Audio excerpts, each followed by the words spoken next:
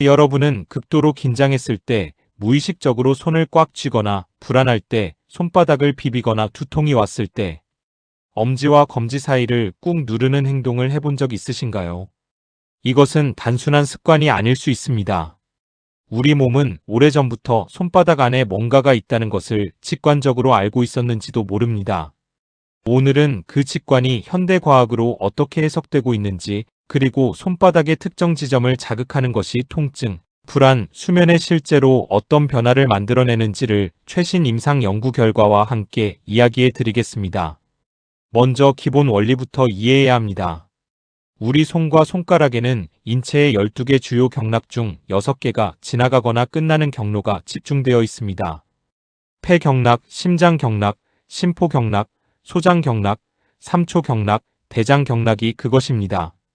2025년에 국제저명학술지에 발표된 손가락 운동과 경혈, 자극에 관한 통합 리뷰 연구에서는 손과 손가락을 통한 경혈 자극이 기혈순환 촉진, 손과 뇌의 연결 강화, 자율신경 조절, 염증 억제를 통해 신체, 인지, 정신 건강 전반에 영향을 미친다는 현재까지의 임상 근거를 체계적으로 정리했습니다. 이 연구는 손가락과 손을 이용한 마음- 신체 훈련이 경제적이고 안전하며 언제 어디서나 실천 가능한 비약물적 중재 방법으로서 병원, 요양원, 재활 프로그램에 통합될 잠재력이 있다고 명시하였습니다. 그렇다면 경혈 자극은 어떤 생리적 과정을 통해 작동하는 걸까요? 경혈 부위를 누르거나 두드리는 자극이 가해지면 그 주변의 피부 조직과 근육층에는 여러 종류의 구심성 신경섬유가 활성화됩니다. 이 신경섬유들은 척수 뒷부를 통해 신호를 뇌로 전달하고 뇌의 통증, 매트릭스, 변형계, 시상하부-뇌하 수체 축을 자극합니다. 이 과정에서 베타엔도르핀, 세로토닌, 도파민, 산화질소 같은 물질이 분비됩니다. 베타엔도르핀은 모르핀과 동일한 수용체에 결합하여 통증을 억제하고, 세로토닌과 도파민은 기분과 정서 안정에 관여하며, 산화질소는 혈관을 확장해 혈류를 개선합니다. 동시에 스트레스 반응의 핵심 지표인 코르티솔 수치가 낮아지고 면역 세포 중 항암 및 항바이러스 기능을 담당하는 NK 세포 활성도가 높아진다는 것이 경혈 자극 면역 연구에서 반복적으로 확인되고 있습니다. 또한 합곡혈과 뇌관열 자극 후 염증 지표인 인터루킨-U과 고감도, 시반응 성단백질 수치가 감소한다는 임상 데이터도 이 연구에서 직접 인용하고 있습니다. 이제 구체적인 혈위 3곳을 소개해 드리겠습니다. 이 3곳은 손바닥 안에서 접근이 쉽고 임상 연구가 가장 많이 축적되어 있으며 각각 뚜렷하게 다른 생리적 작용을 가지고 있습니다. 첫 번째는 노궁혈입니다. 위치는 손바닥 한가운데입니다. 주먹을 가볍게 쥐었을 때 중지 끝이 닿는 자리, 즉 두 번째와 세 번째 손허리뼈 사이 오목한 부분이 노궁혈입니다. 한의학에서 노궁이란 이름은 노동의 궁전, 즉 힘쓰는 손바닥의 중심이라는 뜻을 담고 있습니다. 이 혈위는 심포경락의 8번째 혈자리로 심장 기능을 조절하고 과도한 열을 식히며 마음을 진정시키는 작용이 있다고 전통 한의학은 설명합니다. 현대 신경해부학 연구에서 노궁혈 부위를 해부한 연구가 2025년 학술지에 발표되었는데, 이 부위가 정중신경의 혈관 분지와 매우 인접해 있으며 이것이 자율신경 조절 효과의 해부학적 기반이 될 수 있다는 것이 확인되었습니다. 또한 여러 검토 문헌에서 노궁혈 자극이 자율신경 조절과 정서 조절에 관여하는 뇌 영역의 활성에 영향을 준다는 신경영상 연구들을 인용하고 있습니다. 임상적으로는 시험 불안, 수술 전 긴장, 정서적 과각성 상태에서 코르티솔 수치를 낮추고 부교감 신경을 활성화하는 목적으로 활용됩니다. 자극 방법은 간단합니다. 반대쪽 엄지손가락을 노궁혈에 대고 지그시 원을 그리듯 누르거나 뾰족하지 않은 막대기 끝으로 지압합니다.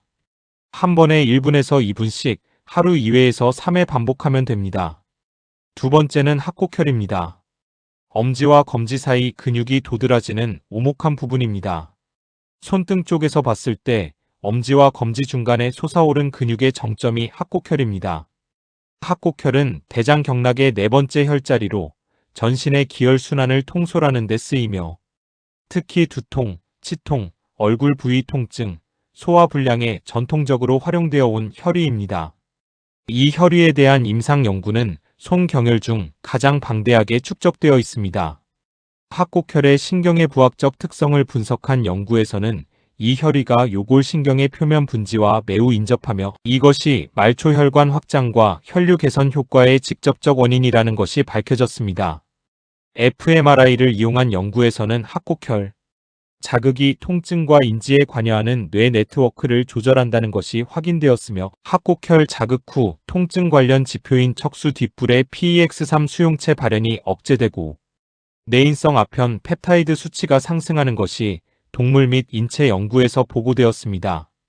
염증 지표 측면에서도 합곡혈과 뇌관여를 함께 자극했을 때 인터루킨-6과 고감도 시반응성 단백질이 유의미하게 감소했습니다.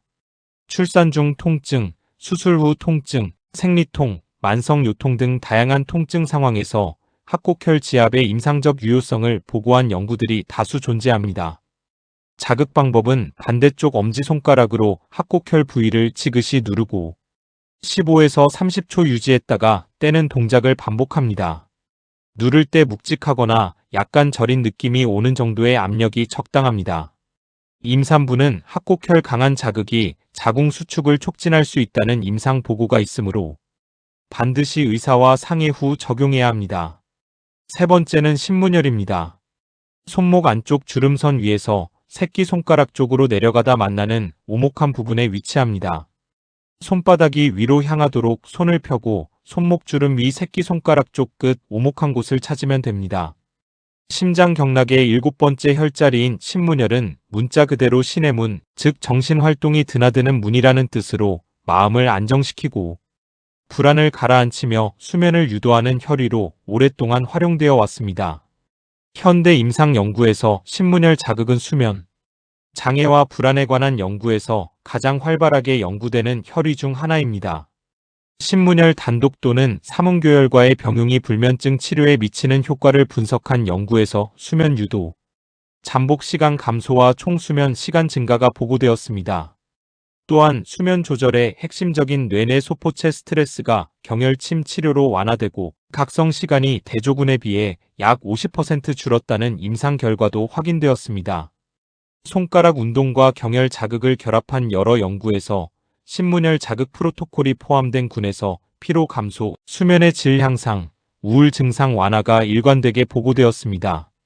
자극 방법은 반대쪽 엄지손가락 끝을 신문혈 위에 올려놓고 약간의 압력과 함께 원을 그리듯 문지르는 것입니다. 취침 전 5분에서 10분 양쪽 번갈아가며 하는 것이 수면 준비에 특히 효과적입니다. 이 세 혈의를 일상에서 어떻게 통합적으로 활용할 수 있는지 소개해 드리겠습니다. 낮 동안 스트레스가 쌓이거나 통증이 느껴질 때는 합곡혈을 먼저 자극합니다.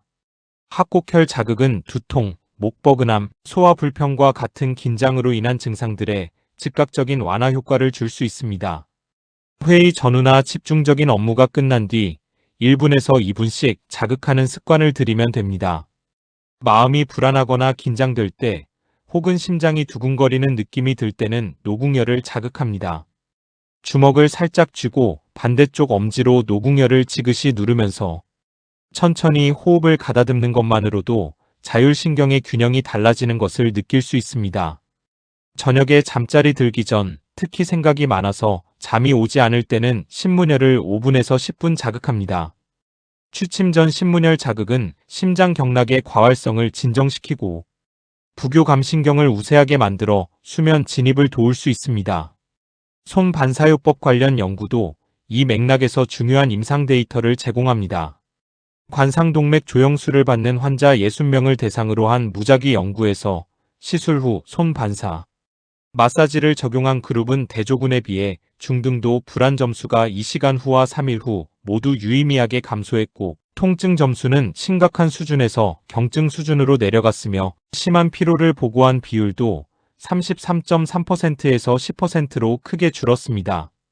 연구팀은 반사 마사지가 피부의 큰 신경, 섬유를 자극하여 게이트 컨트롤 이론에 따라 통증 신호 전달을 차단하고 내인성 엔도르핀 방출을 유도하여 불안과 피로를 줄인다고 설명했습니다.